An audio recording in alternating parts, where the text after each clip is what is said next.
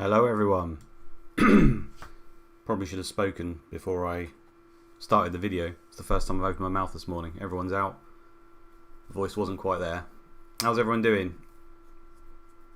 Everyone survived the game week? The erratic game week of the century? Brendan says he feels like this is part of a social experiment. Let's give this chimp money and see how he spends his time. Running Sims on Champ is the answer. Very much so. Give me a typewriter.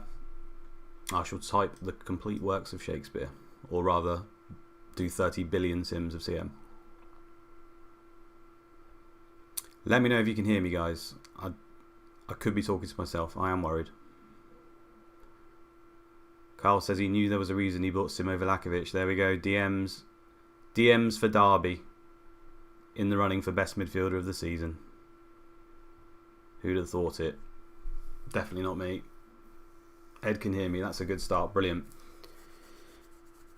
Brian Blessed not joining me. Hey, Andy. No, he doesn't do Wednesdays. He's got that off for climbing mountains. Brilliant. Right, what did I do this week quickly? I identified that Leeds had a terrible game against Chelsea. I've had Harry Kewell and Viduka for most of the last 6-7 weeks. Kewell's done absolutely nothing. Viduka's obviously been great, but it's a tough game.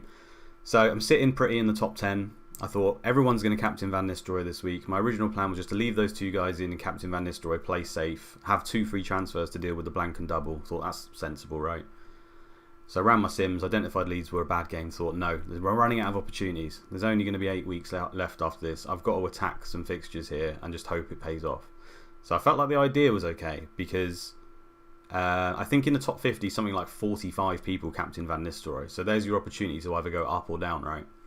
So as a result of my moves, I took out Kewell and Viduka, who obviously assist and score in the 1 goal that Leeds get. That's annoying. But I did bring in Joe Cole and Boxic to attack those 2 games, as the Sims said they were good, and they got returns, so I can't complain about that. But overall, they didn't get quite as much because of the bonus and obviously the hit. And as a result, I moved my captain over to Boxic rather than Van Nistelrooy, and he didn't get bonus. So overall, I was about 12 points down. So could have done much better. I would now have Kewell and Viduka in my team with 2 free transfers ahead of a really plum game at home to Newcastle.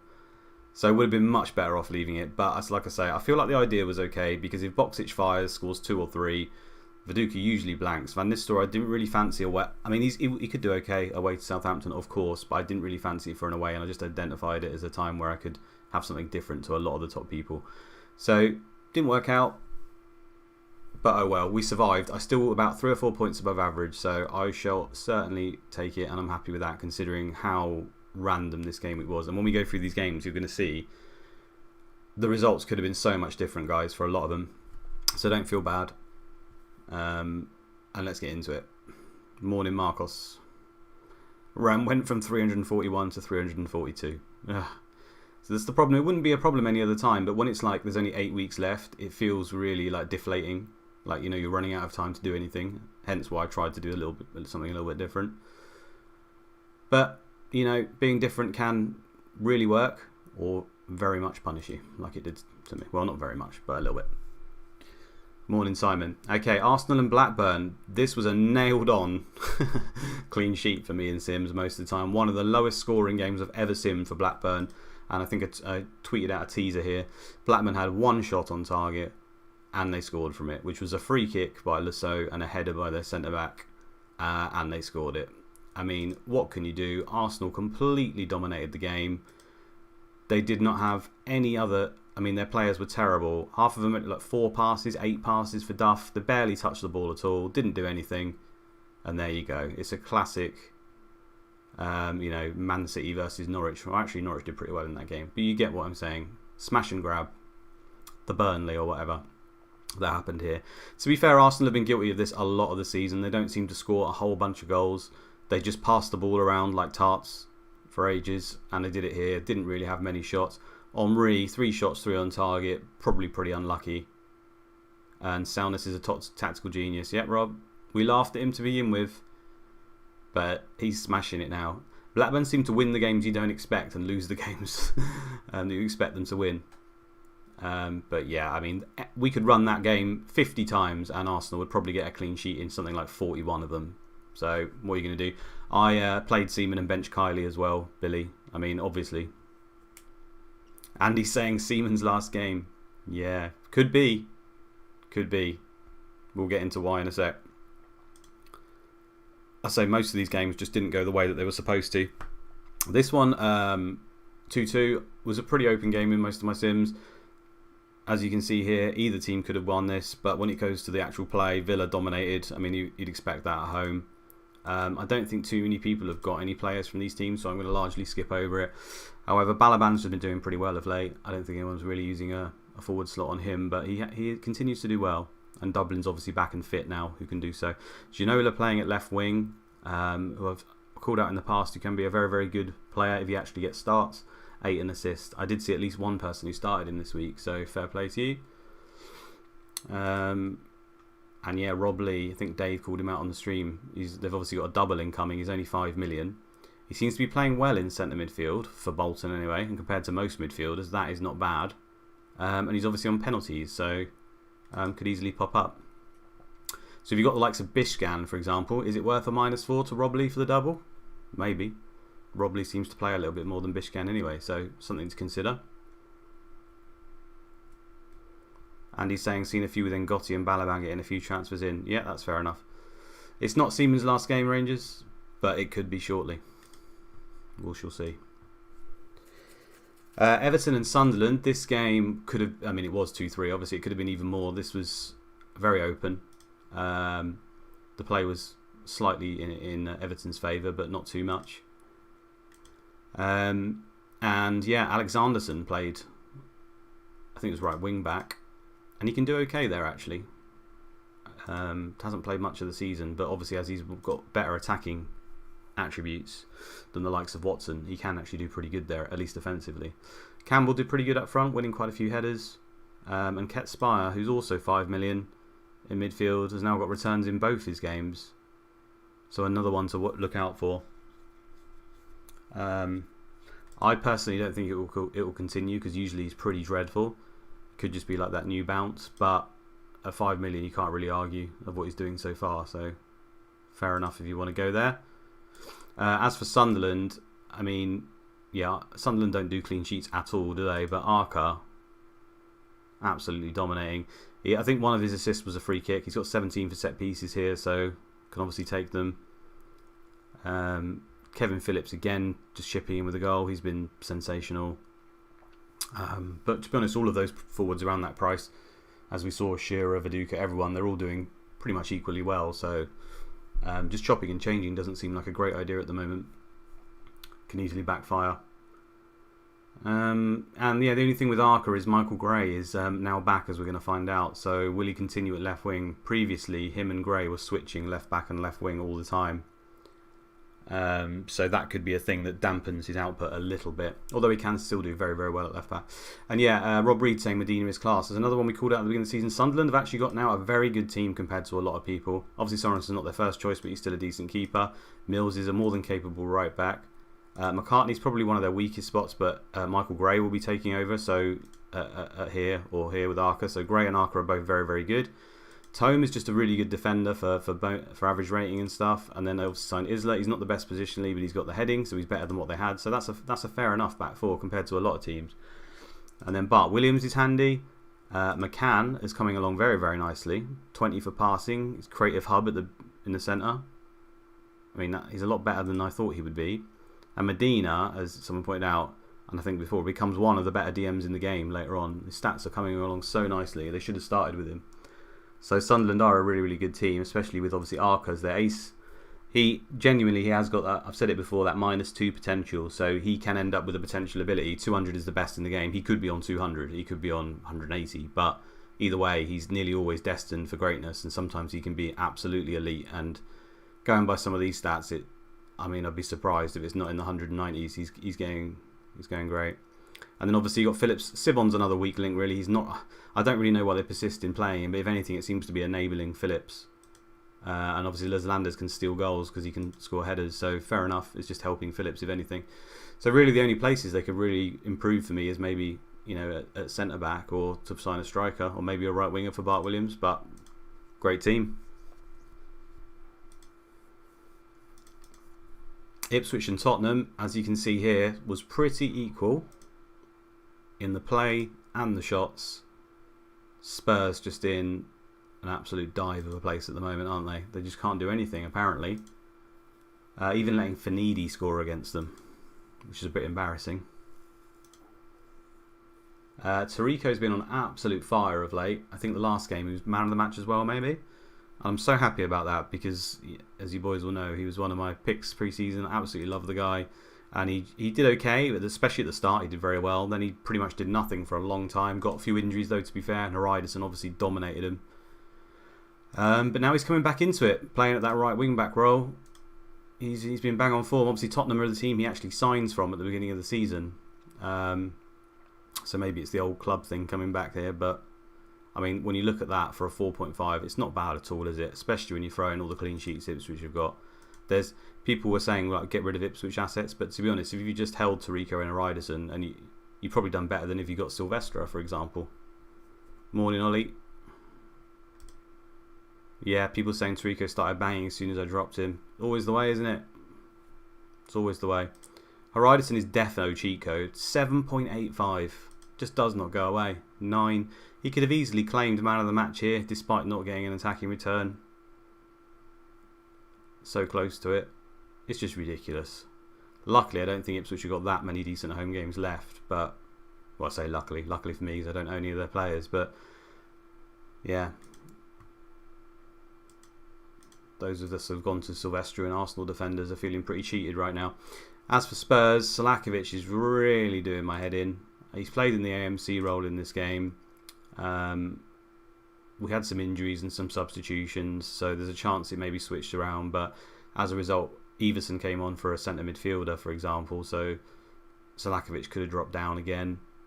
We then had Sheringham injured, and Ziga came on, so Fortune would have ended up in centre midfield, and he can play AMC as well. So it's impossible to know where everyone went, but at the end of the day, none of that really matters. Salakovic did sod all again, really. His problem is he just doesn't get bonus. So if you're not... I was saying this the other night. I mean, I've held him for most of the season just in the hope that you can occasionally haul, which obviously you can. But if you don't captain him for his haul, is he even worth the 8 million? Because you just get a series of 2 points every single week. And then maybe you get a week where he scores, or he gets some bonus, or he gets a penalty, he gets a brace or something. Fair enough. But if you're not putting the captain armband on him, is he even value? I mean, you could argue Rob Lee's better value than him. Having said that, this week at home to Villa is a very, very good week for him in my sims. He seems to do very, very well. So I will be holding for one more week. After that, though, I think the likes of Dyer, your Scowcrofts, your other people at 8 million, there just seems to be better value. Rebel with only one shot, and Casey Keller with the 5. So Dean Rich is not really helping at the moment.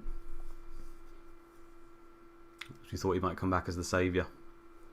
Gus Poyet is probably the only Spurs player I'd want to own at the moment. James Neeson, morning all, sleepless nights after transferring out Boa Morty and Valakari. After targeting top 50, I'm cleaning on. Mate, what can you do? Valakari I probably wouldn't have got rid of just because West Ham Derby is an absolute goal fest. And Boa Morte, Fulham obviously can score in any game, but I can still understand that. So it's just a bit unlucky. I mean, it equally could go the other way now, right? And then you're back in the hunt. Don't give up. Leicester and Charlton was fairly uneventful. Few shots here, about 50%. Charlton did pretty well considering they're usually dreadful away. I had more 0-0s in this game in simulations than any I've ever had. I think there was 8 clean sheets for Charlton, 9 for Leicester, and about 6 or 7 0-0s, which you never see in Champman. So I thought there was a chance this could be 0-0. Obviously, turns out it was. I still didn't play Kylie though because I'm an idiot. But to be fair, Arsenal had more clean sheets, so I still think that was kind of justified. But this game was either 0-0 or it was about 4-4, and it's just so random when Leicester seemed to be involved. Much like Fulham, I guess. So I think you guys who went in with Leicester could be a little bit unlucky. Say it could have been one of the games where they banged. Still offer value. And Taggart, the Jerry Ferry. I don't feel sorry for you if you put him on the bench, guys. Who are you playing?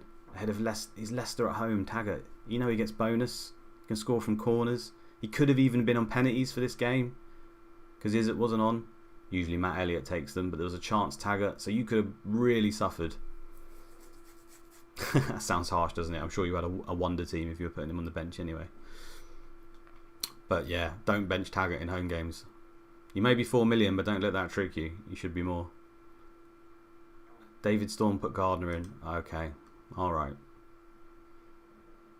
I can understand that. I'll let you off. He's been a total waste, hasn't he, Gardner? Craig Kemp, don't bench any defender in a home game. Yep. Bonus is always there. Irons benched Ryderson for Gardner. It's taken us a long time to get to know this game, and obviously there are unpredictable things, but what Craig says there I think does ring true. If you've got a defender in a home game, even if you're not confident, they can at least get bonus if they don't get a clean sheet. So even if your midfielder looks like it's a decent game, a lot of the time your defender's going to end up outscoring them. It's just a consistent thing that happens. It's really strange how the defenders at home do so well for bonus, considering they're probably more under the cosh away. Obviously headers and tackles, but at home they're less so. So it's almost like the passing bonus from FPL or something, but it's not that. It just seems to be the home favouritism in this game is so strong. Which game were we on anyway? Oh yeah, Charlton didn't do anything of note, so there's no. I mean, Jason Newell played okay, and Richard Rufus did pretty good too.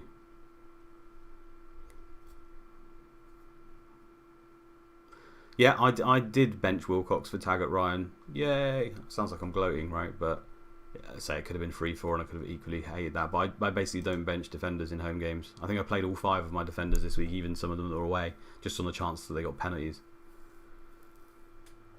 Where were we? Middlesbrough Fulham. Okay, I feel hard done by here. Bought in Boxic because I thought this would be a good game for Middlesbrough. The stats suggest that they could have done a lot better. They dominated the game as well, as you'd expect. And in the end, I was down on it, as I mentioned, because although he got a goal, thankfully, everyone else got a nut. There was 3 9s, including one off the bench, so therefore he missed out on bonus, and Van Nistelrooy beat him. So I'm wounded about that. Truly wounded, and he could have got a lot more, it looks like, but I'll stop banging on, because I think there's only 2 people who captain Boxic. Me and I'm assuming a dead team. But yeah, Festa, everyone did good, and this was a common theme I saw. Middlesbrough's team at home in this game, nearly all of them would be getting 8s and 9s. Like, this could have been anything. The whole team just smashed it, and they did here, and obviously just the 3 9s have killed bonus. Obviously just one more 8 somewhere here, and nearly the whole team ends up with bonus. Marinelli can actually do really well at right wing, so it's Greening coming to centre and Marinelli. Sometimes he can go off, but obviously he did go off just in a different way. Irons had Kylie, Hryderson, Stolzers on the bench. Yeah, man, it was a week for that. Benny Blanco sent me his team. I think he's got 33 points on his bench, and I couldn't even argue about most of them. The only one would be Taggart. I said you probably should have started, but apart from that, 33 points. He had Poom, which you never expect to do as well as he did. Taggart, Arca, and someone else I can't remember, but it was 33 points, and his whole team scored 38 points. Horrific. The postman finally turned up as well. I think that's now 2 assists since the half-time stream that we did with all of us sort of reviewing the week, where Johnson obviously been player of the season. So I'm pretty confident in saying he's now had 2 assists since about game week 19. So if you held on to him, you got your reward. I think, Irons, you had Johnston, right? You called him out for some of these games, so fair play. You got some points here that not many people would have. You got to be happy with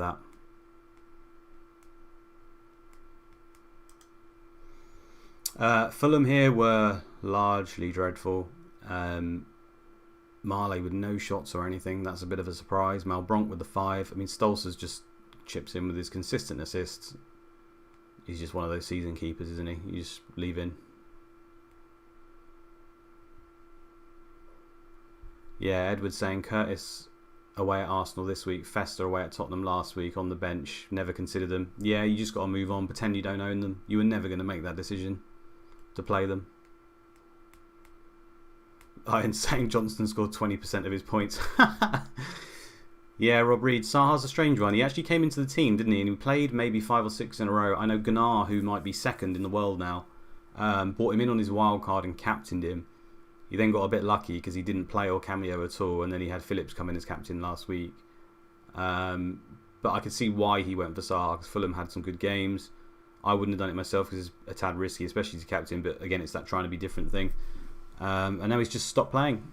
And it's the whole thing of once a player is if a player is a rotatable player, they remain a rotatable player for the whole season. You see that with Dwight York again. Andy Cole's back fit. He's been playing fantastic. Doesn't matter. He was playing terrible before. He still played. He's playing fantastic now. He suddenly isn't playing. They've rotated all season. They continue to do so, and that's it. The only difference is sometimes their ability, their reputation becomes so good, so high that the AI struggles to ignore them. So Sarah usually takes a season, so he starts to play a bit more or a lot more, but he will remain rotatable until there is a huge gulf. And that's something I'm going to touch on shortly about the younger players now are looking really, really good, actually, some of them. Andy's saying, is Coleman an option? He is. Coleman can do really, really well. I have had him similar to Ryderson, where he's ended up I've made him fit from the start of the season just to test him out, and he's ended up with an average rating just below 8, a few goals, few assists, because he can play left back, and obviously he's got really high jumping, so he can get a bonus. He is an option. It's just obviously clean sheets don't happen for everyone. We keep saying this. We're like 31 weeks in, and people are expecting clean sheets. It's not going to happen. But starting Gomer or Coleman nearly every game will have worked out for you over the course of the season. I think this is one of the rare times Gomer hasn't got bonus. I mean, you look at the game and think, away to Middlesbrough, he's not going to get anything. He didn't, but in a lot of these games he has in the past. Southampton and Man United. As we can see here, Southampton had 2 shots on target, and they both went in. The game, though, was fairly equal. Southampton held their own in a lot of my sims in this game, so I was really hoping Van Nistelrooy were blank, but considering Man United rolled out their full team, as soon as I saw that, I thought, it's not going to happen, is it? My only hope was that Andy Cole stole some of the goals from Van Nistelrooy. 3 minutes in, that dream was ended. What was it? Barthez as well. If you look at his stats, he completed 2 passes in 90 minutes, and it's not like they didn't have the ball, because we just saw Southampton had shots. They had over 50% of the play, so it wasn't one of those ones where it's like Edison, he has nothing to do the whole game. Didn't win a header, and then let in the only 2 shots on goal. So a stunning performance from Barthez here resulted in this being 2-2. Defence must be getting sick of him. Ronnie Johnson, 20 for injury proneness. It's been a ridiculous thing all season. He just keeps getting injured as soon as he comes back in. If anything, that's pretty good for Silvestre owners, though, because Silvestre can play centre-back, right? So you want probably as many centre-backs injured as you possibly can, just to guarantee him playing a little bit more. Yeah, Barthez attempting headers. You can just see it now, can't you? Running out of the penalty box. He's short for a keeper, isn't he? I think he's like 5'10" or something. Maybe a little bit taller than that, but he was definitely short for a keeper. Missed it. Beattie finally got his goal. Been talking him up, saying he's going to get a goal soon. Didn't expect it against Man United, but there it is. Don't rush out and get him. But it could be the start of something big for him. A little bit late in the season. One of my pre-season picks as a differential. That was a tragedy of a call. Yeah, I had Barthez as well. It's hard not to when you don't. I've said it before, when you don't play fantasy champ man. So all I do is look at Man United and I see that the top defence nearly every season, they keep over 20 clean sheets in the vast majority of the season. Barthez is one of their only nailed defenders because Silvestre Blanc, everyone else seems to rotate a bit in rep games, which they have a lot of. Makes complete sense. Get Barthez, sit him in there, 20 clean sheets, happy days. But the way the bonus point system works, the way how dreadful he's actually been, which he's not usually this dreadful, it's obviously just been a disastrous call. But hindsight at the end of the day. And really, I mean, we know this from real fantasy. Using one of the top team slots on a goalkeeper, even if they're very good, it's just generally not a good idea, is it? Even in FPL. Like, who picks Alisson and Edison and stuff like that at the beginning of the season? We shouldn't be doing it, should we? We know better. Beckham's been doing very, very well of late since he came back in. There's another assist here. Obviously double incoming. Bartez's average rating 6.92, but hardly any of the keepers get high ratings. I think the best you'll ever see is about 7.1, 7.2. We'll look at that at the end actually in the league to see who's the highest. I think Keller was the highest at one point, about 7.3 or something. It's not a good position for high ratings. They're just standard 6s and 7s, and then obviously occasionally have a super keeper. Ram saying, is York benching worrying or random? I just talked a little bit about that. Is him and Cole will rotate most of the season. York will play the majority of them because he is favoured. Still value at 7 million for me, considering how well he's been playing. At the end of the day, you know, if we're going triple Man United, there's no guarantee any of them will play all the games. Van Nistelrooy's got your best chance, but easily Silvestra's been out quite a lot of the time. The defenders rotate, and the midfielders are incredibly expensive, so I still think York's an option.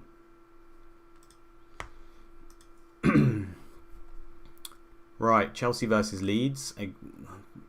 I mean, 2 shots on target. I'm going to keep banging on about this. An assist and a goal for the 2 players I sold. What can you do? Chelsea usually won this game 2-3-0. Occasionally, obviously, Leeds would get 1. Very, very rarely. I've had Viduka play 4s and 5s in this game. Not this sim. The Australian cannot be defeated. He's leading the goal scoring charts by quite a way. 26 in 28. Ridiculous. Iron saying we won't need York when I announce we've signed Rivaldo and Ronaldinho. I'm not even sure if you can get a work permit for Ronaldinho in the first season. He's not even that well known. The thing I wanted to point out here is what I've been saying before. When Babayaro was going to come back, the fullbacks for Chelsea have been getting attacking returns nearly every game. And Babayaro is the better attacker than Melchior. And since he's come in, Melchior's got an assist already. Last week, obviously didn't do it. Away to Liverpool, tough game. Obviously that was the hat-trick game. But now it's an assist. So I think him for the rest of the season. I don't think Chelsea's games are great, but I would be surprised if there isn't more attacking returns for one of them. Probably more Melchior now, which is annoying for me, but don't really have that luxury move. West Ham and Derby. This was definitely another game where we got robbed. I went for Joe Cole because West Ham stunningly were the highest scorers in my sims. Basically just targeting Derby, who are now close to one of the worst teams in the league for defence. Possibly the worst, since the other teams have changed managers and stuff. Absolutely battered Derby here. 8 shots on target. I mean, going by Blackburn, that's 8 goals. You know, if it's Bartes in goal here, that's 8 goals. So very, very unlucky. It wasn't just in the shots. Look at this, 63%, absolute domination. They did turn into Barcelona for this game. However, they've got the defence of Arsenal. Of current Arsenal. Not Arsenal of this era. So, highly annoying. Yeah, Canute burnt a few people. I completely understand that punt. I think James said it on stream actually though. And why I went for Boxic captain and I went for Joe Cole, and I actually would have preferred to have Greening or Johnston and then go for Di Canio, who has penalties, as my pun, or Canute.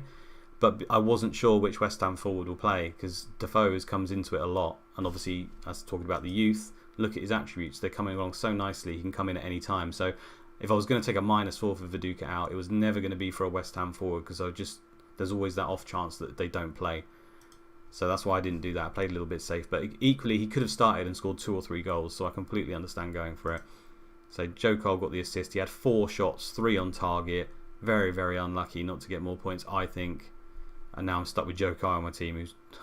I mean, again, his attributes are coming on nicely, but do I really want him long term? I don't know. I would have had Kuehl sat here at home to Newcastle now, which I'd feel a bit more confident about. But yeah, pretty good performance from West Ham, just didn't get the results, so I think they're pretty much down. Valakari with a goal, assist 8. He's got this knack of scoring or assisting, but then not actually even playing well in terms of his average rating. I mean, any other player gets a goal or assist, usually they're at least hitting a 9. Rob Reed saying Joe Cole becomes one of the best attacking midfielders in the game. He does indeed, and that's why I went for him. Another reason, just because I'm hoping that for the last few games of the season he starts to show it. If West Ham gets relegated, then usually people will come in for Defoe or Cole. Some of them got relegation. I think some of them might have a relegation release clause yet. Joe Cole's 2.5 million. Snap that up all day, wouldn't you? Don't think Defoe has, but yeah, you can obviously buy him.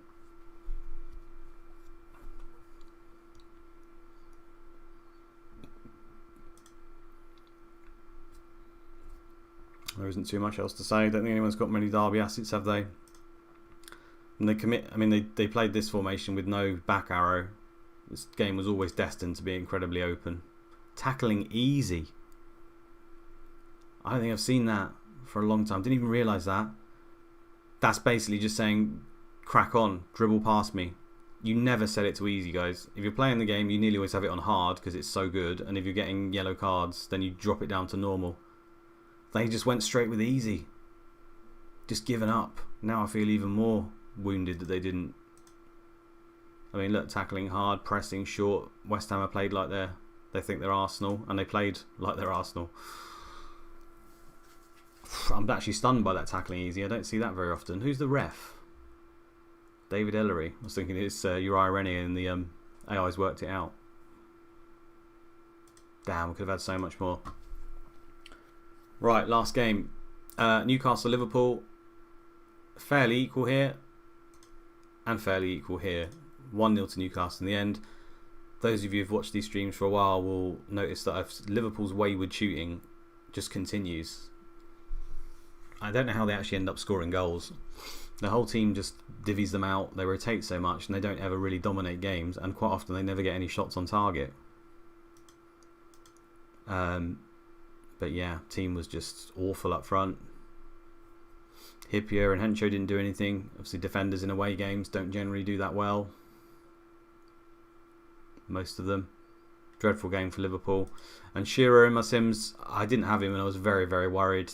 I mean, Shearer, you should be worried any game when you don't own him, but especially at home. And just because it's Liverpool, it doesn't seem to matter because of the way that these guys set up. So, yeah, only had one shot. Scored it though, an absolute banger. Max bonus.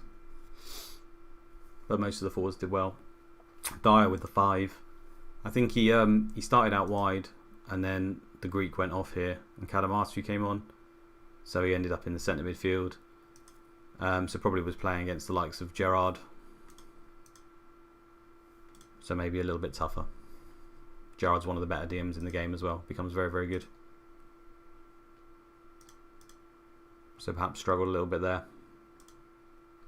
And that's it. There was actually a cup replay as well, guys. So we'll go to this.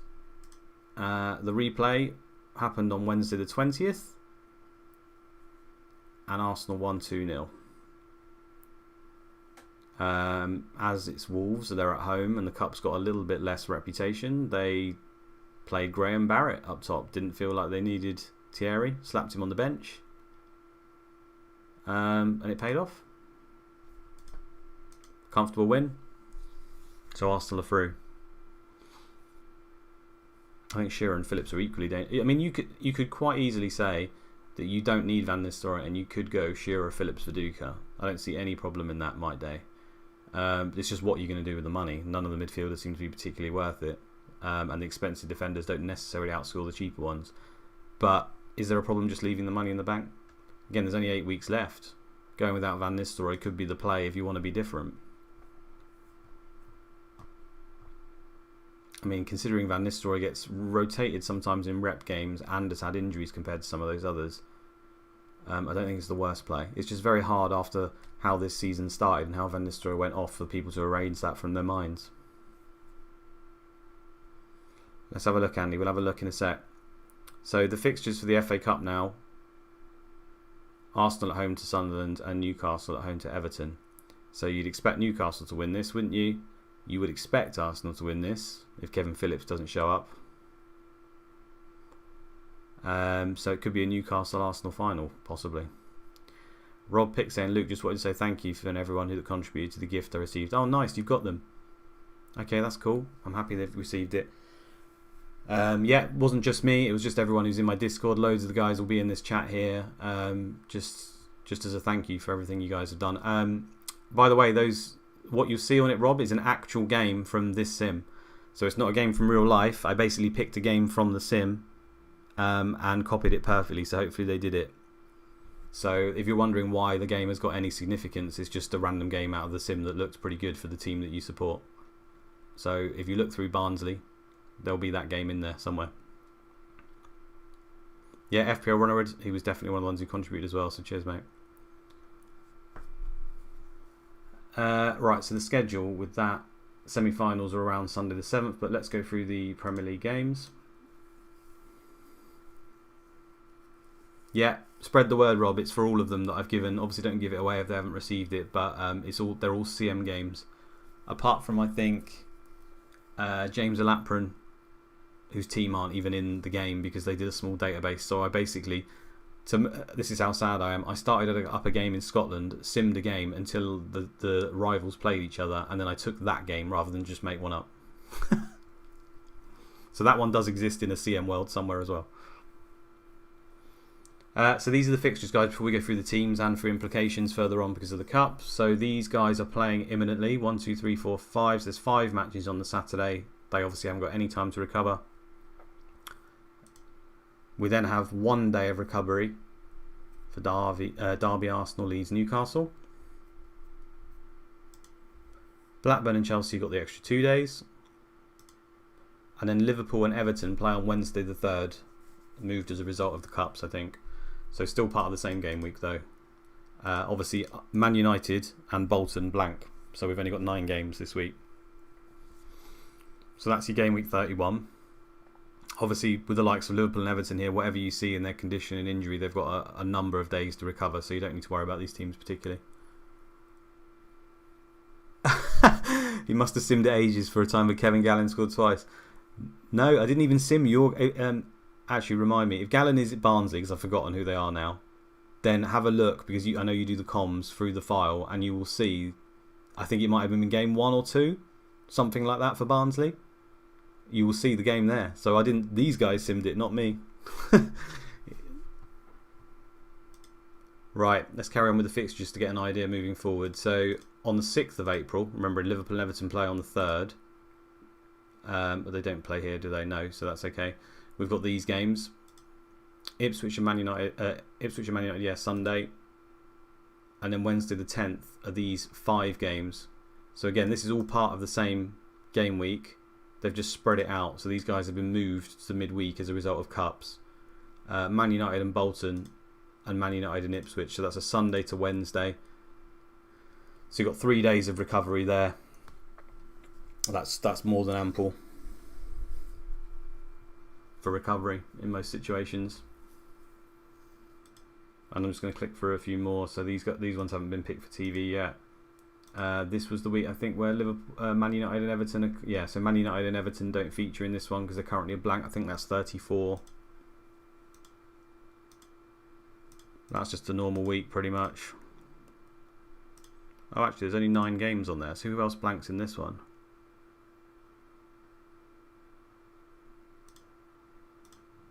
There's only 9 games in this week now. Is this 35, guys? I think this is 35. Who's missing? I can't see Chelsea. Someone find out who Chelsea play in 35 if I've got the right week.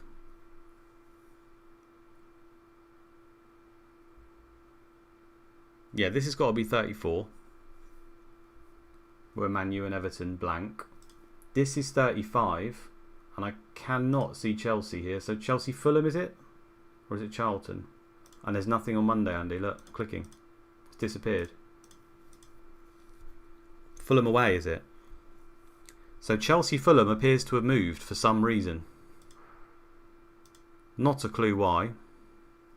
But it's not there. So let's keep clicking through. So pencil that in as a blank 35. Chelsea Fulham. That's annoying.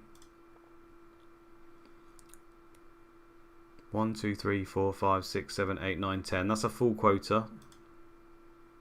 And there we go. Chelsea Fulham. So now Chelsea and Fulham, probably Man United here. Oh, okay, it's going to be something to do with Man United progression, I guess, but the fixture guys will know this. So Chelsea Fulham now have a double as well in 36 currently. Although Man United and Everton can move to 37. So it could end up just being a Chelsea and Fulham double. I think I've got that right. That's interesting. No idea how that happened.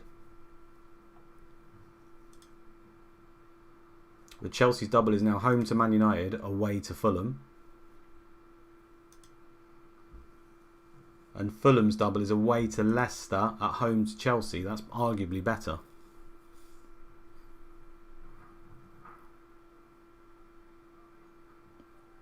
No idea what's caused that, guys. I'm hoping some of the fixture guys are on top of that and know why that could be a thing. But apparently it's a thing. This could be provisional, I don't know. And like I say, I definitely know that Man United and Everton can move from 36 to 37 to do with their progression. So we could have now a little mini double game week here. Andy's trying to work out why. Adam's saying no idea. He's bang on his fixtures as well. No one's got a clue. CM thought they'd just fuck shit up. Yes, Liverpool and Man United is the League Cup final, which is on the 31st of March. Maybe that's got something to do with it?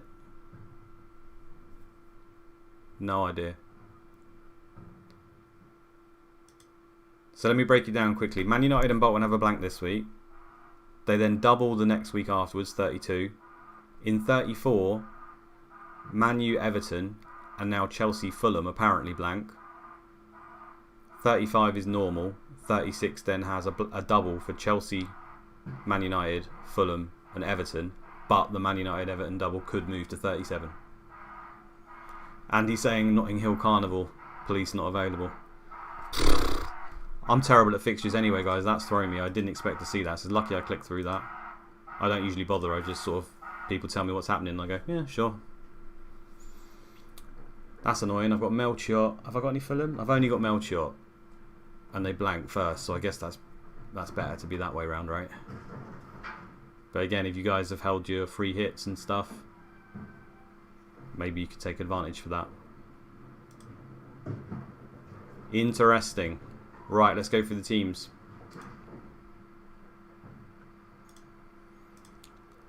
And there's been a lot of injuries, guys. Not necessarily all to popular players, but there is a lot of news.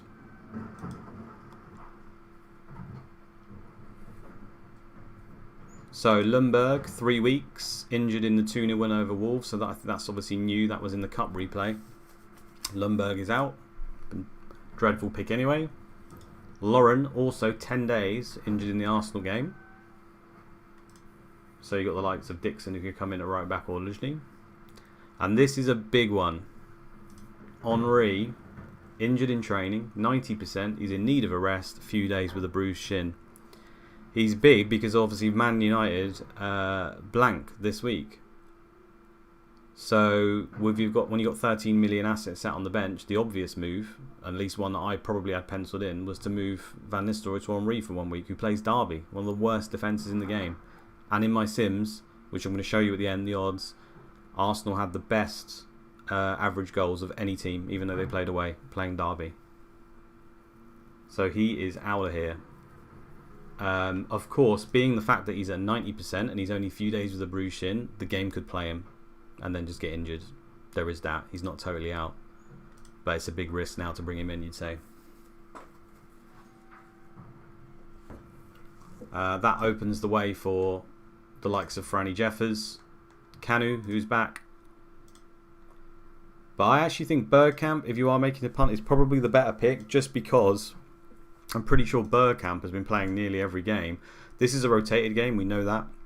Henry was on the bench and Bergkamp on the bench. If anything, that makes me think that Bergkamp's even more nailed because he was benched for this game. In terms of the league, if you look, Bergkamp, Henry, Champions League, Bergkamp, Henry, and this is why people were put off of Jeffers for the double. Bergkamp came on as a sub here for Kanu. Jeffers nowhere near it. That's a cup though. Again, less rep, and they were playing Wolves, so you can't really read into that. Every main game, apart from this one, it appears, Bergkamp has been featuring more in the league here again. So I think, and this was a complete rep 12 game where Jeffers and Wiltord played. So now I think probably the best punt is Bergkamp, but I don't think anyone's going to go there, are they? Because it is still a risk, he might not play. But if any of the Arsenal players are going to play, it looks like he's more likely. Van Bronckhorst could be a very, very good pick for that game, yeah. And Derby give up the wings if they play that away formation, which they might do at home because of the rep. Adams, Cole and Campbell are all still 1 yellow away from getting banned.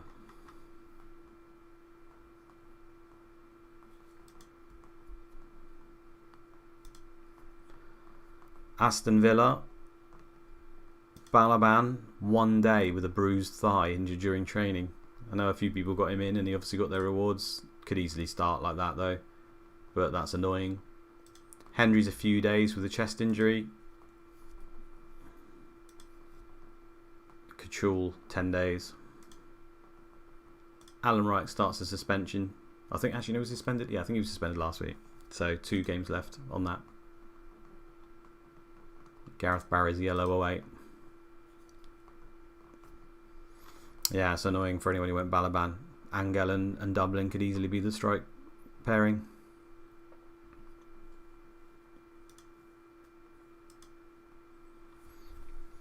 Blackburn are one of the teams that have got away with it largely.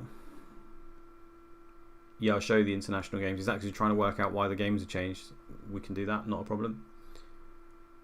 Lucas Neal is the only guy who's out, but he's on loan, so that's it. Everyone else is 100%. Curtis is 1 yellow away from a ban. I think a few people have got Curtis. Blackburn largely escaped. Bolton, another who've done okay. Unfortunately for you guys, Gardner is available at 100%. Cooper's still a yellow. Pedersen's 100%. The mighty Rob Lee is okay as well.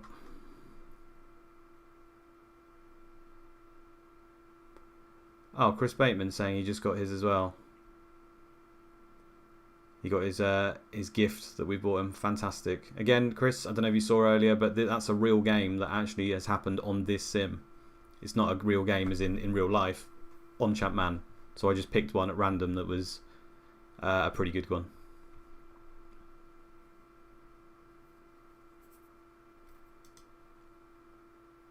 David saying he was hoping for a reason to bait Gardner. Yeah. Sorry to break the bad news. Charlton, this obviously is fairly significant for some people. Might weaken some benches. McAllister is out injured 10 days with a twisted knee. So again, if you went McAllister over Jensen, it continues to punish. Powell is also out for 2 weeks. I think he was man of the match recently. He was, yeah, the 9 here. Don't think many people have got him. I know at least one that's got him. I think Whitebeard's got him. Everyone else is good though. Wilcox, Jensen, the forwards, Kylie, Rufus, all the main guys are there.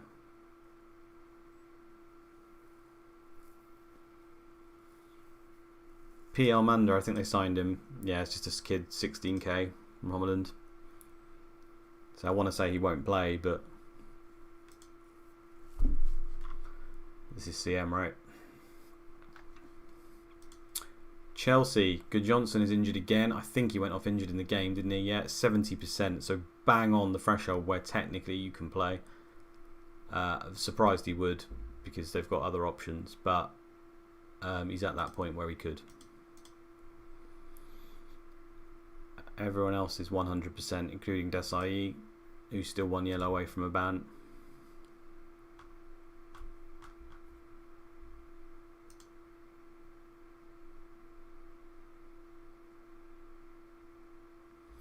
Could be Johan's younger brother. Johan's actually really good in this game.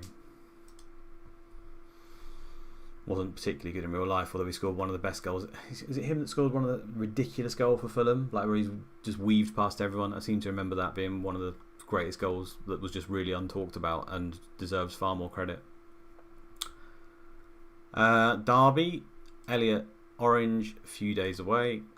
Burton, which I think Andy leaked to James on the stream. Chest injuries, they're in fashion now. 90%. 10 days. Powell, maybe some people still got him as a hangover from the double. 2 weeks injured. Groin strain. There's some low condition about here for some of these guys. Mawani, 87. When did Derby play again? They actually play tomorrow, so they get 1 day on top, so they should be okay. Valakari's 100. Seth Johnson still suspended for 2 games.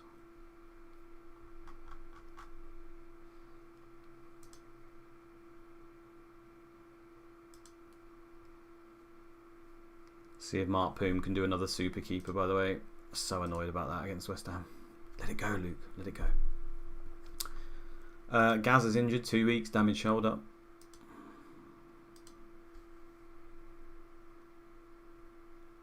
Everyone else all good. Gravison 1 yellow away from a ban.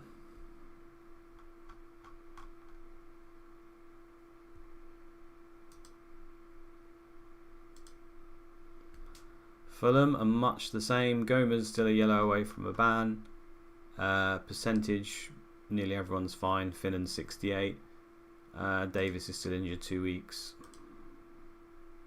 Damaged shoulder fishing. Reaching for a WKD? Oh, that's harsh. Reaching for a pig in blanket? Who knows? Let's go with fishing.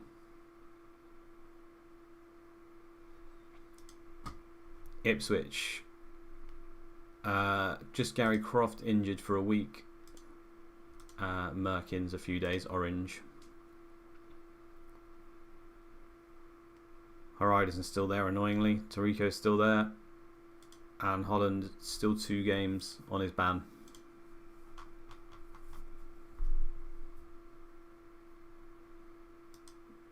That's Easter coming up.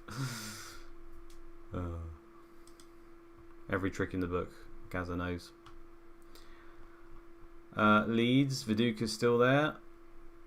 There's a few injuries here though. Jakob Burns, still 3 weeks away. Rio Ferdinand, I think that's a new one again. Pretty sure it is. 3 weeks with a groin strain. Let me just check actually. He played last game? Yeah, he did play last game, so it's a new one. So another 3 weeks for Rio. Opens up the spot for Woodgate, Dewberry and the like. Baka is 10 days with a chest injury. It's 2 games for Holland, and I think they're out of all the cups, David. So I'll go back quickly. It was 2 games, wasn't it? 2 match ban. So he's going to miss Fulham and Man United, and he's back for home to Middlesbrough. Middlesbrough, Southampton, Villa, Everton. That's a good run after that. Billy, he says, what are the chances of Mabry playing now that Bowyer is back? I can only go on what I've simmed in the past, and Mabry doesn't play all that often at all. So in this sim, I'd be hesitant to tell you because Leeds have done crazy things all season with the likes of Kuehl, McPhail. I've been over this a lot. So my guess is pretty much worthless. I mean, I would imagine he'll continue to feature because his reputation and ability have probably increased as a result of playing a lot.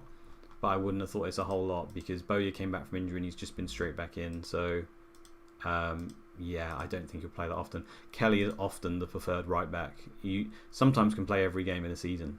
It doesn't happen all the time, but it can.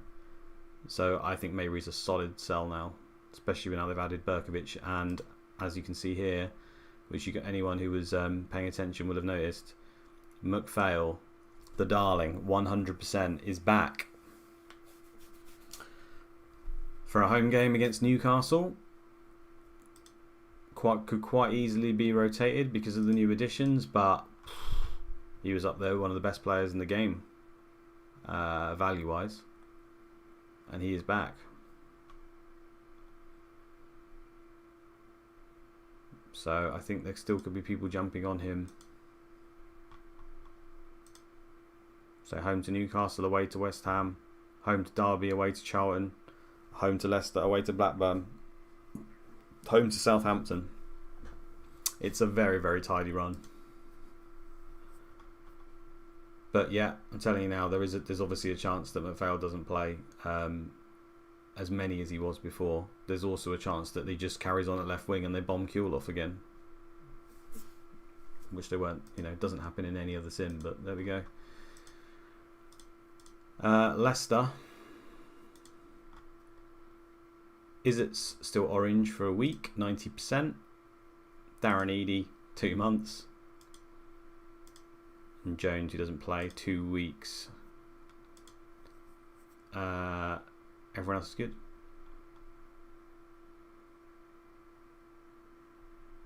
Scowcroft's 100. Wise 100. Sturridge, they're all good. Akinbaye is still unhappy. Trevor Benjamin's listed for loan. So it looks like those two will continue to play up front. Liverpool. This is a new one. Sorry for anyone who went for the differential route. But Michael Owen is injured. He got injured in England's game. They drew 0-0 with Croatia. Strained knee ligaments, 36%. We all know Owen's got 20 for injury proneness. So it's always likely to happen. Yeah, he's out. So that's a differential gone. They have a very, very nice game this week, home to Everton. Because he's below 70%, I can be confident in saying he won't play. Dudek's still got 2 games to go on his ban.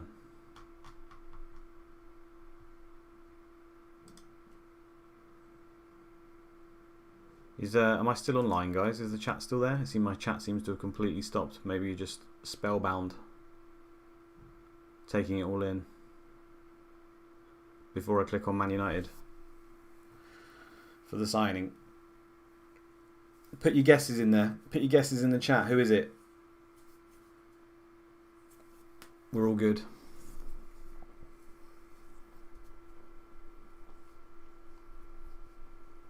I think it's been given away. It's a midfielder, guys. It's a midfielder. Neymar. Not in the game yet. Sydney. Some proper CM players here. Alex. Yeah, he's fantastic in this game. Goes to Parma a lot. Or does he start at Parma? I can't remember it is now. I think he starts at Parma, right?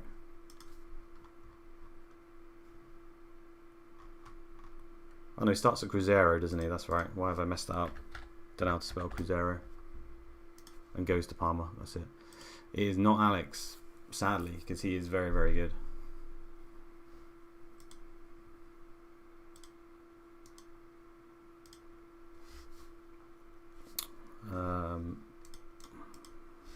It's not Jalminho either. Sorry, guys. It's not Lucas Moura. I'll put you out of your misery because it's not as good as we expected, but someone did get it right. It is. Where has he gone? Where is he? Here he is. It is Emerson. And not the good Emerson, the one who plays for Roma, who's absolutely fantastic. But as you can see, he's not bad. Never played for Brazil. It is the former Middlesbrough Emerson, who played, I don't know if he played alongside Juninho, but obviously Juninho played at Middlesbrough.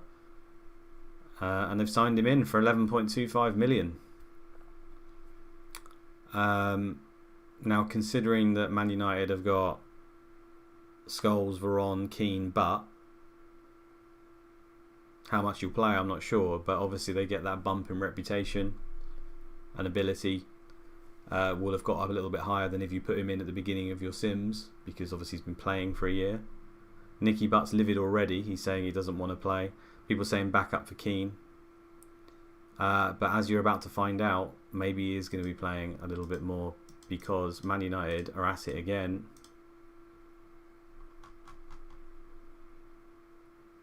With the injuries. And Juan Sebastian Varane has decided to become unavailable for a month because he is attending physiotherapy. Didn't fancy the run-in, challenging for the Champions League and the league.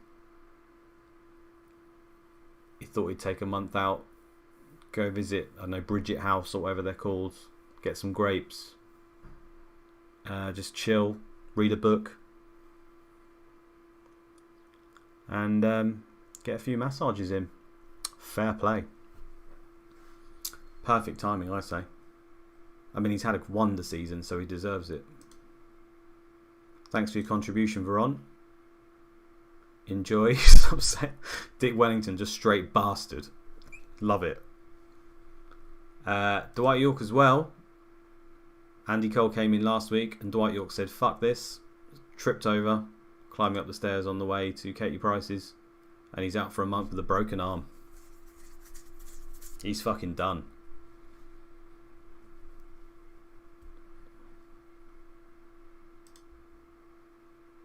Tried to lift up KTP maybe. Arm gone. The dream is done. The Varane York double up. Ronnie Johnson, who no one cares about, is out for a few days with a stub toe. So, as Adam has just said, how often have you seen this a player just give up? I mean, to be fair, I don't think he's given up. I think the manager makes that decision, right, to send him to physiotherapy. So I think Fergie's given up on Veron more than anything. Harvey Price is about to be born, so York and Spencer. Oh, that's a touchy subject. Let's not go there. So that opens up some options now, right? Because we've got a blank and then we've got the double. So Dwight York being out for a month, surely that makes Andy Cole a good option now. He came in last week. We all know he can actually do really well when he plays. So suddenly we've got a Man United forward who is likely to play both the games. Now I say likely because you've still got the likes of Ollie Solskjaer hanging around. You've still got Scholes who can play off the front. So you never can be 100%. But you'd be pretty confident he at least gets one of them right, possibly two. So he's now an open option, right? Veron is now out. So now Emerson being the new signing, I think they'll probably play Emerson in centre midfield with Keane. But then obviously Scholes is there as well. We've got Butt, who was, I think I already said, is livid. He's unhappy, unsettled, trying to force his way in. So we could see an Emerson Keane centre midfield. They don't usually play two DMs though. So I'll be interested to see what happens in that one. Because last time Veron was out, Scholes did very well. He is 1 yellow away from a ban. Emerson is 6.5, Andy says. I've not checked out Emerson to see whether we can play AMC. I highly doubt it. Plus, Man United do not play with an AMC. They only play midfield centres. So the arrow doesn't really change. It doesn't change their position. So I think what will happen is either Scholes will just play here, or they'll take away the arrow and Emerson will play here. I think that's probably what will happen, but it's a bit of a guess. Considering they've got a blank now, we're not going to know either, are we? Actually, do they play a game? Okay, so they play a League Cup final before and the Champions League quarter before they play against Ipswich. So we might get a little bit of information. The problem is the League Cup is a low reputation thing, even the final. So there's a chance they could rotate in that, even though it's the final. I've seen that before. I've seen a full Danny Webber team in a League Cup final. So that might not give us much info. Then there's the Champions League where I can only assume... Is Emerson suspended? He might be not registered for the European team. So he probably won't play that game. So that doesn't give us any information either. So we might be able to glean little bits, but maybe not too much. Emerson goals and assists from... It won't be many. Deportivo, 2 goals in 12. 7.08. Nothing special. He's just an okay DM. I mean, he's not as good as Roy Keane. He's nowhere near as good. Roy Keane's an absolute beast.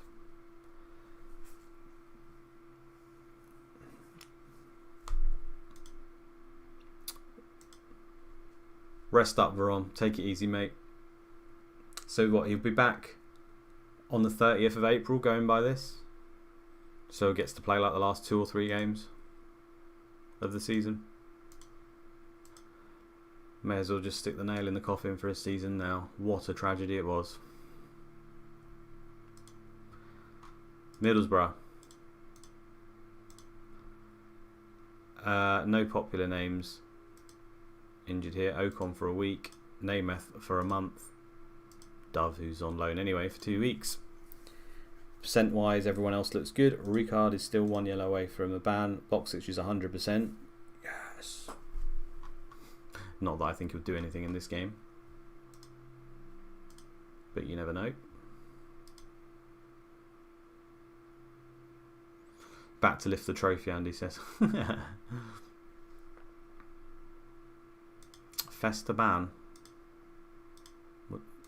Was he due a ban as well? If he was, it's not there anymore, Adam. So they've done that magic thing where they just don't play it. Oh, Andy's saying this might be the last week for the 5 yellows. Or maybe it was already gone by.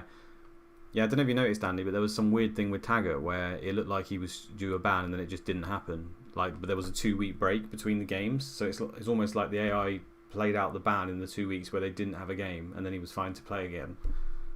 But there's also bans with yellow. There's bugs with yellow cards in this game. It's been like a known thing for a little while that occasionally happens. Adam's saying there that Festa was due one. He's now not. So either it ended this week or it did the magic see you later to it. Who knows? But apparently he's not due one. Newcastle. And yeah, breathe easy if you've got Shearer. He's still okay, annoyingly. When are Borough playing? Today. They've got a couple of kids in.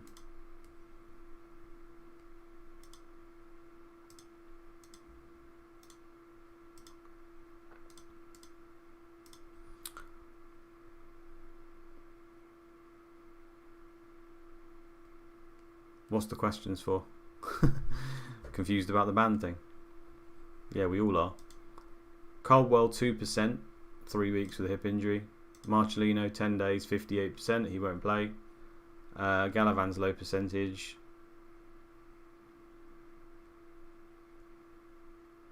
Shearer's 100.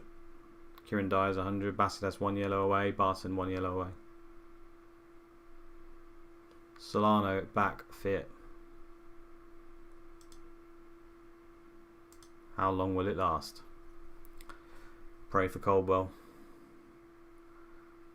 I don't know who. Is it Festa you're talking about? I don't think so, but we've seen it happen with Taggart last week. Look, I'm going to show you. Well, you can go back and look at the old videos and see that on one of them, Taggart was due to be suspended. So it was ahead of this game. And you can see on my stream that he has got the yellow next to him saying he'll be banned if he picks up another yellow. He then picks up a yellow in this game, so you would have thought has a ban. But then obviously he was able to play this game and he was home with Charlton. So it's like the ban vanished. And as you can see, there are 2 weeks in between the games. So I wonder if it just played out the ban in when he didn't play. Or it's just a bug. Solano's been unhappy all the time. And it may be Festa's the same thing. You'd have to go back and look at the old stream to see whether Festa was on the yellow. Confuzzling. What we can do? Middlesbrough, that was it. No, Newcastle.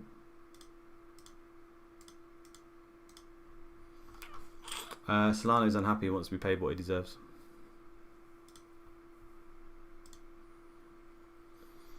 But there's also the chance, I guess, with the ban thing that it's not the same for everyone. Maybe it goes from the first day they got the yellow as to how long they were on the tight bridge for. I don't know. Again, these are things you don't notice when you play the game. Southampton are good. Well, they're not good. They're shite. But you get what I mean.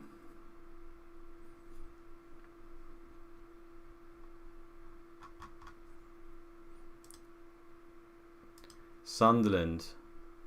Sullivan, 2-game ban.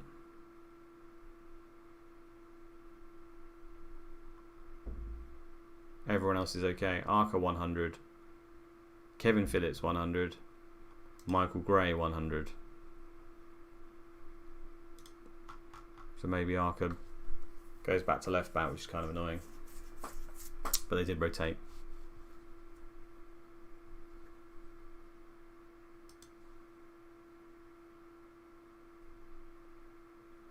Yeah, I don't know either, Andy. Someone will have to check the Festa one to see if that happened again, because then that'll be 2 players it's happened to. But there is a known bug. I can show you a screenshot of a guy who's got... in fact, I don't know, can you see my screen?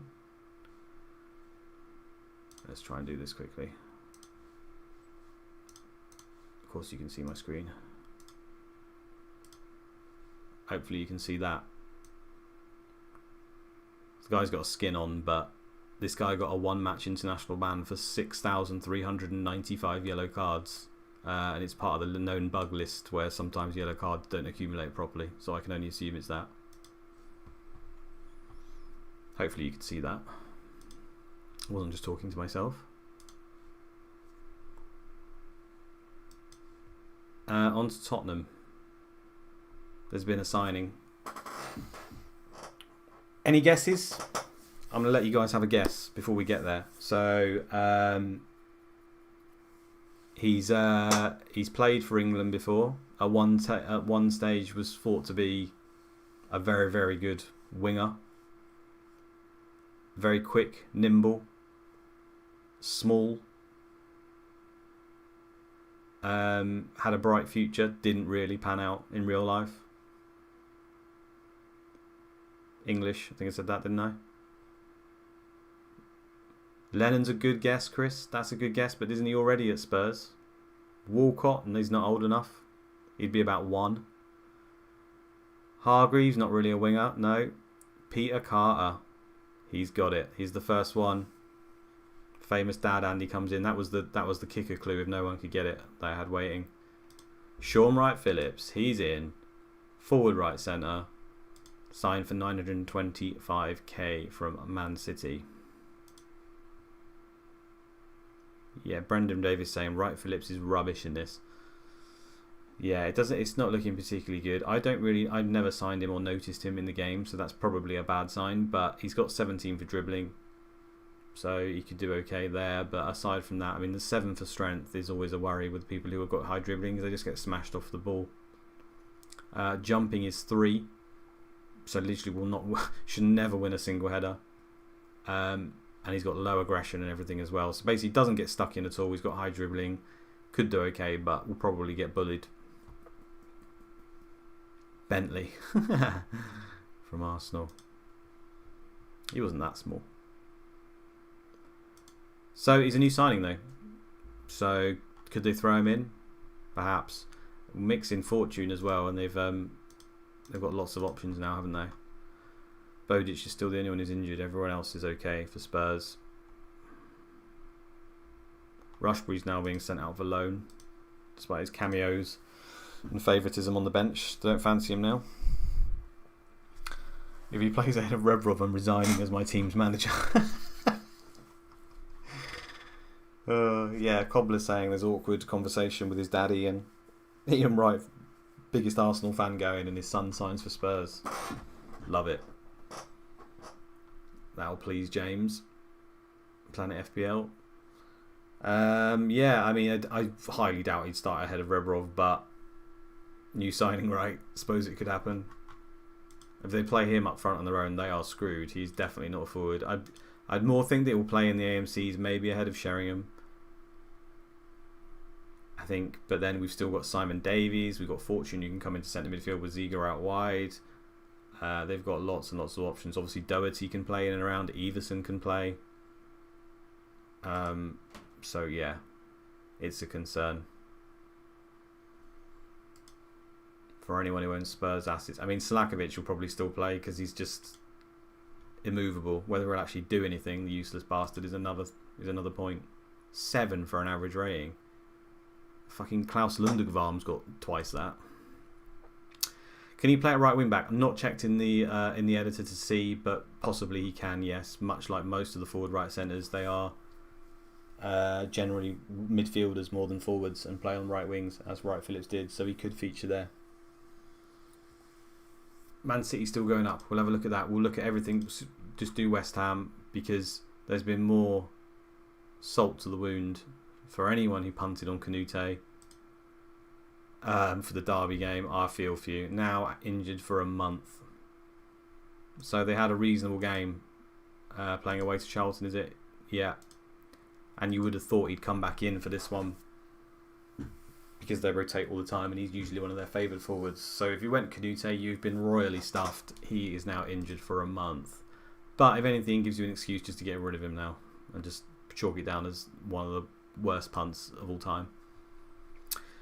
Adam quite rightly saying all eyes on Defoe, and I said I wanted to talk about the young players. I think Joe Cole's coming along nicely. They have got some good games, that's why I went for him. Defoe coming along nicely.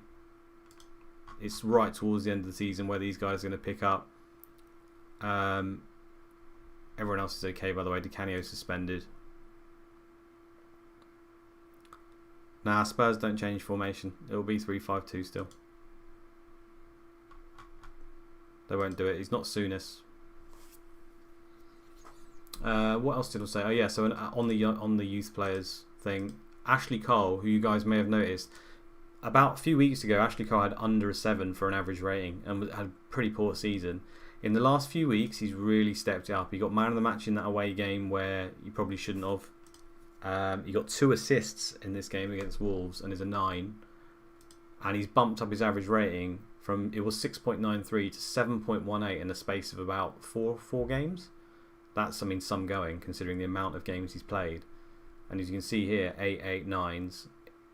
Obviously very young in the game, so he's starting to step up. So people who've got him maybe can start expecting better things from him. Peter Carter saying right flips is 20 for AM, 15 for attacker, 1s for the rest. Okay, so it looks likely that AMC is the spot that they'll play him. Could occasionally shift up front, and as they change during the game, they could still feature a right wing back, but he's obviously not, definitely not his preferred position. Right. So that's all the teams done. What were the main news? Man United injuries, I guess. Thierry Henry injury. Probably some others I'm not remembering. Emerson's come in. So quite big news. And now obviously the Chelsea Fulham double apparently is a thing. There was lots of requests. Let me see. Man City are still 4th. Can still come up. Ramon Vega. One chop. Is that a wonder season here?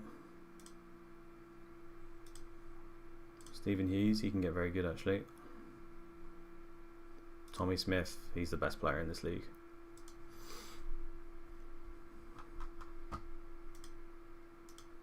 So Premier League, we're all on 30 now. Man United is still 9 points clear despite dropping points all over. So they look like they're going to win, don't they? Middlesbrough still hanging on. Liverpool just there. Blackburn can make a late push. The way they're playing. Newcastle, who were nearly I think they were in the bottom 3 or at least 17th not so long ago. As were Chelsea, marching up the table. Fulham look like they might go. And West Ham are dead and buried. As are Southampton, aren't they? And Derby will continue to drop. I don't see them winning many more games. Yeah, Richie Wellens is at quality. Creative midfielder in this. What to do with York, Luke? Okay, let's go through this game and then I'm going to show you some odds quickly. Is anything that people want to see in this game? There was international games someone wanted to see, right? What's it going to be? Friendlies? It's not going to be qualifiers, is it? They're on the 31st of August.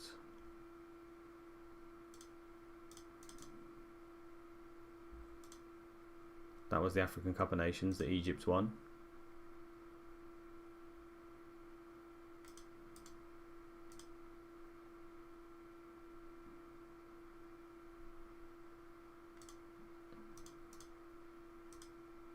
Where do I look for friendlies? Does it even list them anywhere?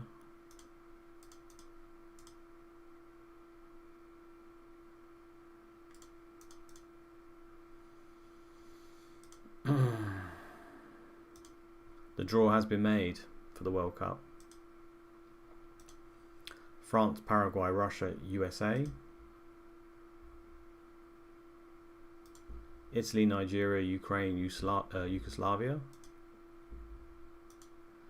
Denmark, South Korea, Tunisia, Uzbekistan. Awful group that is.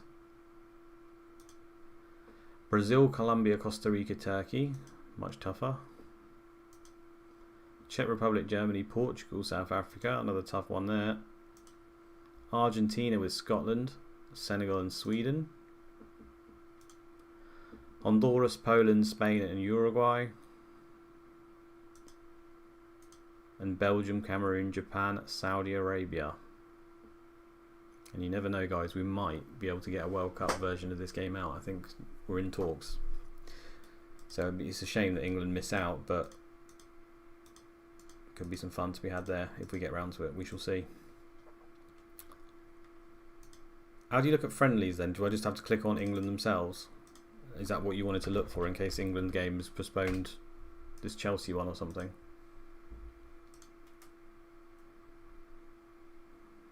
There's a friendly on the 24th of April.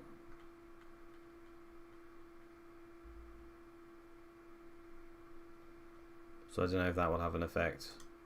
But why they'd just pick out Chelsea and Fulham, considering I don't even think there's that many Chelsea players in there, is there? I mean, they've got none listed in here. So you'd say John Terry, Lampard, but they're not even in the squad at the moment. Fulham don't have anyone. Oh, just to review them. Okay, fair enough. Right, anyone want to see anything else in this? You want to see yellow cards, right? So yeah, it's like the yellow cards, just 7, 6, 5. I mean, Ekyog's still here. It's like Fester and Taggart have just vanished.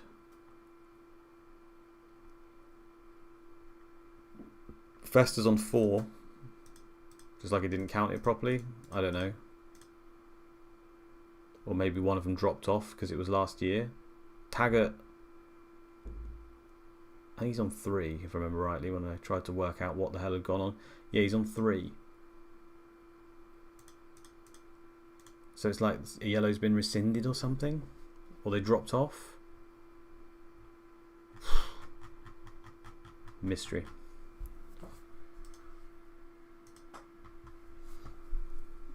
There's player ratings. Veron will now cement himself in the top 5 for the season, you would have thought, despite not playing another game. Or playing maybe 1 or 2 more games. Can't make his average go down that much. So, good season for him. Viduka's taking the absolute P. Shearer, I mean, people saying about Phillips, Shearer's done better than Phillips, really, hasn't he? I mean, look at that. 17 goals each, and Shearer's been injured or red carded for the vast majority of the season.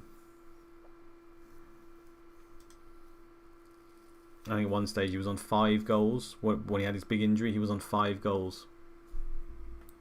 Pretty sure it was 5. Something like that. So 12 goals in the last few weeks. Just none in the double that most people captained him for. Matt Jansen quietly sneaking up the table there. I think Rebrob's 11 goals, nearly all of them come in the first sort of 12, 15 weeks. He's also been injured though as well, to be fair to him.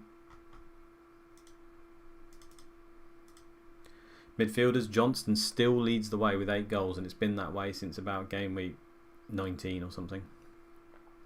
Dyer and Cole creeping up. Holland and Valakari.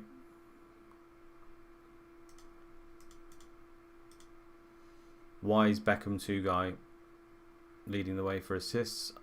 I'd expect Giggs would win this if he continues to play. Oh, or Giggs or Beckham, sorry. FA Cup bookings would count. Yeah, I think they do, Rob, but they didn't have any FA Cup games, I don't think. That's what's so baffling. I mean, look.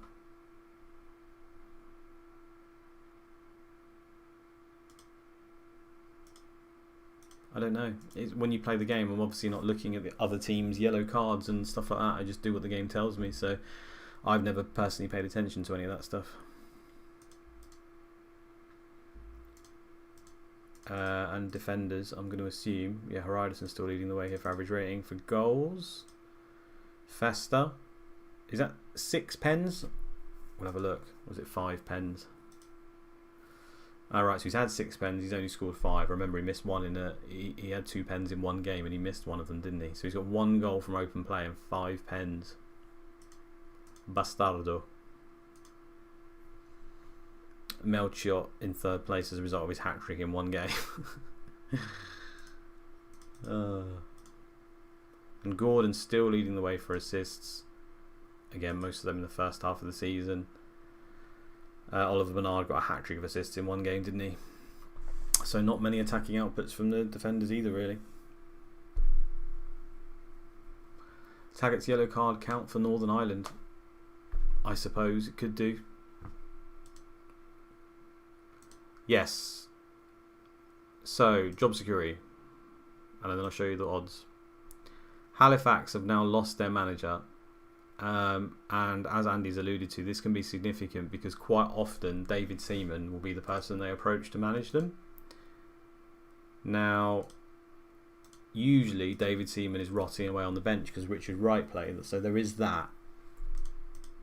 He has got a manager job release clause though, and his contract here expires with Arsenal in 4 months, and they never offer him a new one. Not in my experience. He's 38 years old.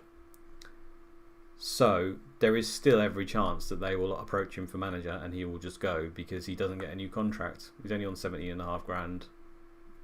Not that I think that plays into it because he's literally changing his role to a staff member. So I guess we just have to hope that Halifax don't offer him the job if you've got Seaman, because there's a chance he could just leave despite playing. Will the fact that he's playing play into it? Maybe, but I don't think so. So we'll see if they offer him a job. Tigana is still very insecure. The chairman is very, very lenient. Can't click how fired in this.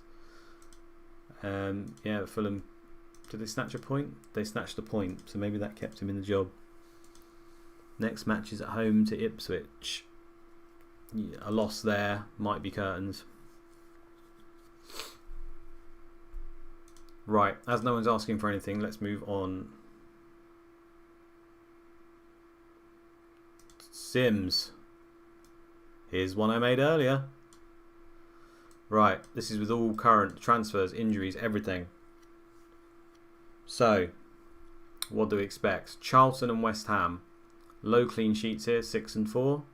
Average goals, 1-3, 1-3-5. Very, very even game. When you look through the individuals, it was quite erratic though.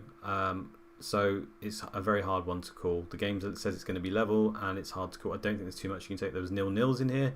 There was a 5-1 to West Ham out of the blue. Generally Charlton though would usually win the game as they got more wins, 8 out of 5, but then they actually scored less goals. So I think, you know, if I was a betting man, maybe a 2-1 to Charlton, a 1-1. Annoyingly, that looks like that could be a thing. Fulham and Ipswich. Ipswich actually did really well in this game, which surprised me. Because Fulham normally, when you sim them at home, are really, really good regardless. It's hard to replicate how shite they've been in this sim, of course. So how much you can take from a Fulham game, I'm not sure. But the fact that Ipswich did well in this game surprised me quite a bit. Again, it's only 20 games, so you know, if I run 60, it could come up with something different. But there was a period here where Fulham were winning all of them in a row. So again, another very equal game and very low clean sheets. And this is the hint for this week coming up. I don't think I've ever had a week where there is this few clean sheets. So I think they'll be in short supply. Leicester and Southampton. Those guys who went for double Leicester and everything, this worries me. I don't have any Leicester. This game looks a lot better for them than the Charlton game. A lot better. As you can see here, they only failed to score once. Won the majority of them. And got over 2 as an average. And occasionally in here we've got a 5, a 3, a couple of more 3s here, 3 here, a 4 here. And Scowcroft and Sturridge were the people I noticed doing very, very well, along with Wise. So the 3 you'd expect. So maybe you can get something out of them there. Sunderland and Middlesbrough. Again, this game quite tight. Sunderland generally won at home. Not many clean sheets involved. And yeah, Middlesbrough tried to kill the game, don't they, usually? So you see there's only 9 clean sheets in total out of a possible 40. So again, it looks like a 1-1 or a 2-1 to Sunderland for there. Tottenham and Villa. Tottenham not as good as I thought in this. Okay, you can see a few times here. Erratic Tottenham. 4-3 was a game here. 3-1, 4-0, 3-2. So there were games where they went off. But in general, not particularly good. 1.65 is pretty high, but not as high. I mean, Sunderland scored more, for example. So those that went Rebrov probably a little bit annoyed about that.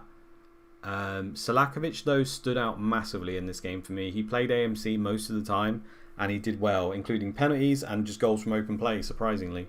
So I'm hopeful that despite it being 1.65, Salakovic was involved quite a lot. So I'm hoping that Salakovic can do something in this game. He definitely owes us. Derby Arsenal. This is the highest goals I had out of any team for this week. Derby largely dreadful.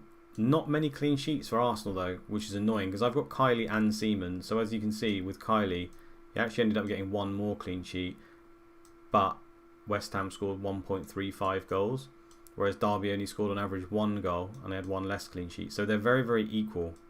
So playing Seaman or Kylie could go either way. If you've got that same double up as me, I might be inclined to play Kylie just on the fact that he might get more save points, but it's a tough call, that one. And Arsenal were the best, and the fact that this is obviously without Henry, I made sure he was injured because I just assumed he wouldn't play. So there's always it could even be better if Henry plays. But yeah, the likes of the wingers, Van Bronckhorst did very, very well. The forwards did very, very well. Most of the team did pretty good. There was a few times they only scored 1 goal, annoyingly. Derby managed to win 1. But low clean sheets in that one as well. Leeds and Newcastle, this is one of those ones where, you know, it's close to a banker. They don't do particularly well for clean sheets, Leeds at home in this game. I mean, all these 1s and 2s, although it's 0.9, of course, the likes of Alan Shearer could score. You know, if there is 1 goal or 2, you'd expect him to be involved, so don't feel too disheartened with that. They even got a 4-0 win here, Newcastle, just completely randomly. So you never know, we can end up with that one though in this sim, but on paper this looks like a solid, you know, 1-2-0 win, 2-1 win, something like that.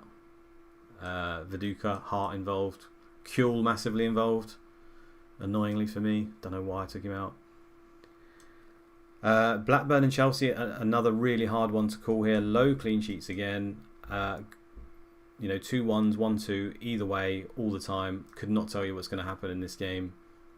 I've got Melchior. I'm probably going to bench him, but could end up regretting that. Don't think anyone's really got Chelsea attacking assets either.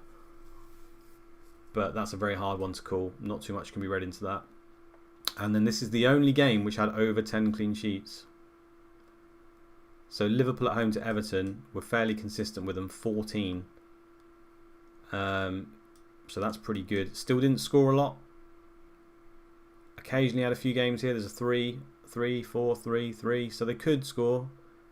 But generally it's sort of feast or famine here with 1-0s and 0-1s. And Everton won a few of them by luck more than anything because they had such a low average goals.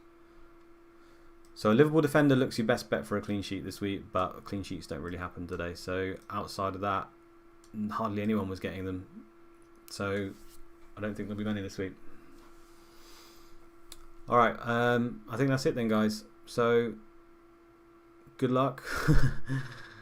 I'll probably be going, maybe because I just back my sim data all the time, maybe bring in an Arsenal player and captain him, possibly just go with Viduka, looks pretty safe. If you've got Sturridge or Scowcroft, that's got to be a shout.